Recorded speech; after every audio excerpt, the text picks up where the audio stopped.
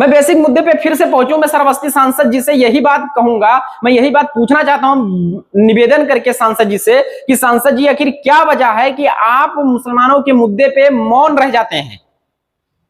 अभी चाहे पार्लियामेंट की हम कार्रवाई देख रहे हैं, चाहे वहां पे आपकी स्पीच को हमने सुना, वो हमें इतना तकलीफ किया, और फिर चाहे वो भिंगा के अंदर बुलडोजर विध्वंस नीति जब सरकार ने लागू किया उस समय भी आपका मौन रह जाना, ये हमें बिल्कुल समझ में नहीं आया, बिल्कुल हमको हैरान करके रख दिया। अब आपके समर्थक या आप ये कहें कि हमने गोपनीय तरीके से कुछ बहुत सारा काम किया हो, हमने अंदरूनी बहुत सारी मदद की हो या अंदरूनी हमने बहुत सारी लड़ाई लड़ी हो, तो मैं इसको नहीं समझ पा रहा हूं। अगर सरकार हमारे साथ भेदभाव सोशल प्लेटफॉर्म पे कर रही है, पूरे समाज के सामने कर रही है, तो हमारे साथ खड़ा होने वाला भी सबके सामने खड़ा होना चाहिए।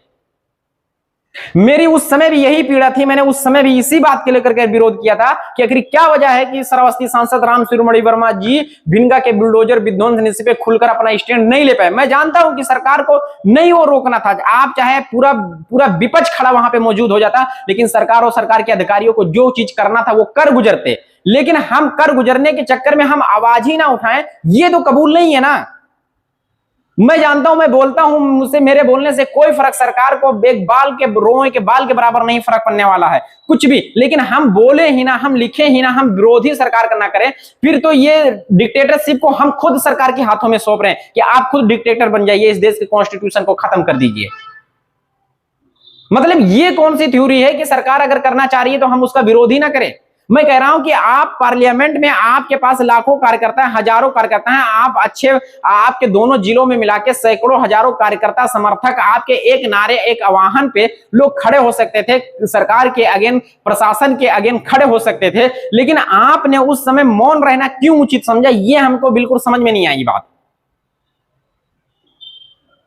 मैं इसलिए सवाल कर रहा हूं क्योंकि मुझे ये चीज कचोट रही है। क्यों? क्योंकि हमारे साथ जो भेदभाव, जो शोषण करने की प्रयास किया जा रहा है, इसलिए हम लोग इसके खिलाफ लिख रहे हैं, बोल रहे हैं, क्योंकि हम लोगों ने इसी अत्याचार, इसी शोषण के खिलाफ अगेंस्ट जाके वोट किया एक सेकुलर पर्सन को, एक सेकुलर पार्टी को, कि निष्पक्ष होकर वो सदन में, विधानसभा में हमारी बात को मुखर होकर रखेंगे, लेकिन नहीं हो पा रहा है। अफसोस के साथ हमें यह कहना पड़ रहा है कि जितनी मुखरता, जितनी स्पष्ट नीति से वहां पे विरोध होना चाहिए पार्लियामेंट के अंदर, खुलकर सरकार के विभाजनकारी नीति पे, विध्वंस नीति पे, नहीं हो पाता है ये चीज। आखिर संजय सिंह भी तो राज्यसभा सांसद हैं, इमरान प्रतापगढ़ी भी तो राज्यसभा सांसद हैं, आखिर क्या वजह है कि वो लोग लगातार इन मुद्दों पे अपनी बात रखते हैं, उन लोगों के बयान चलते हैं, लेकिन हमारे सांसद विधायकों के इस तरह से क्यों नहीं हो पा रहा है? कुछ लोगों